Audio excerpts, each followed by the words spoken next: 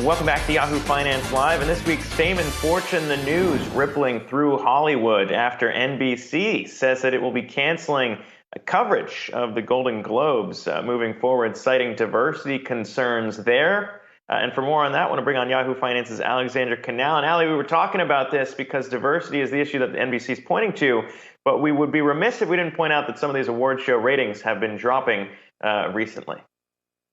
Across the board, Zach, especially this year amid COVID-19, all of the award shows coming down pretty significantly. But let's first get into this diversity conflict that's been happening with the Golden Globes. This is all centering around the Hollywood Foreign Press Association, which is an 86-member group that doles out the annual Golden Globe Awards. Now, if you remember, just days before this year's award show, the LA Times published a scathing expose detailing allegations of bullying, corruption, and self-dealing. In addition, the report found that out of all of the members of the HFPA, not one of them is Black, and it's been like that for quite some time. So there was a big push and call for reform. Fast forward to May 6th, and the HFPA laid out a proposal for things that they are going to try to do better. That included increasing membership by 50% over the next 18 months, adding a CEO, adding in a diversity clause. However, for a lot of people, this was just way too little,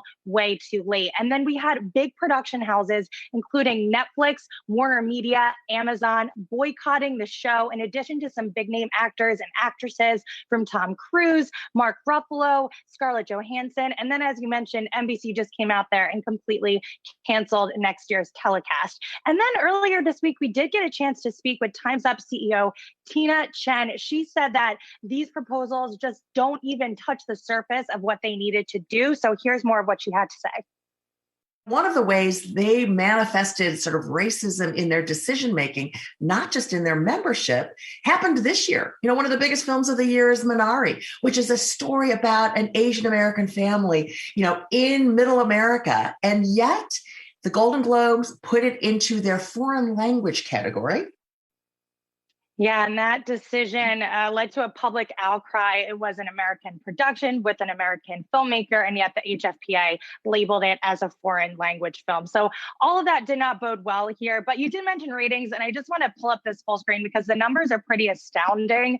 For this year's telecast, only 6.9 million viewers tuned in. That's about a 63% drop from 2020. So I'm sure it was no skin off NBC's back to just cancel this altogether. Obviously, the diversity issue, but also a big ratings issue as well. So, Ali, that begs the question, how big of a bump did these films actually get if not a whole lot of people watch the award shows? I mean, what are you finding there in terms of streaming numbers for movies like Nomadland that did rack up those awards? Yeah, normally we see this post-streaming bump play out in the box office. Obviously, that did not happen due to COVID-19, but we actually did see some streaming data come out that shows a bump in viewership after certain titles won these awards. Let's start with Nomadland. They won Best Picture along with Best Director, Best Actress. That's all 4.1 times more streams after those wins. Also seeing a bit of a boost post-Golden Globe win, but nothing compared to that Oscars bump. Meanwhile, if we take a look at Mank, which actually came into the Oscars with the most nominations, they enjoyed a much stronger boost in viewing after news of those nominations broke compared to when it actually came and won 2 out of those 10 awards. So definitely here we're seeing more of a post-nomination bump rather than a post-win bump. And then finally, if we take a look at some of the TV series that benefited from Golden Globe wins and nominations, you'll see that I Know This Much Is True, Small Axe, both of those titles soaring in viewership after those wins. And even the Apple TV Plus breakout series, Ted Lasso, seeing a nice little pop there as well. So at least people are out there, they're paying attention to who and what is nominated, but this is all something that is going to continue to be in conversation. And I'm very excited because next week we have an extended Fame and Fortune.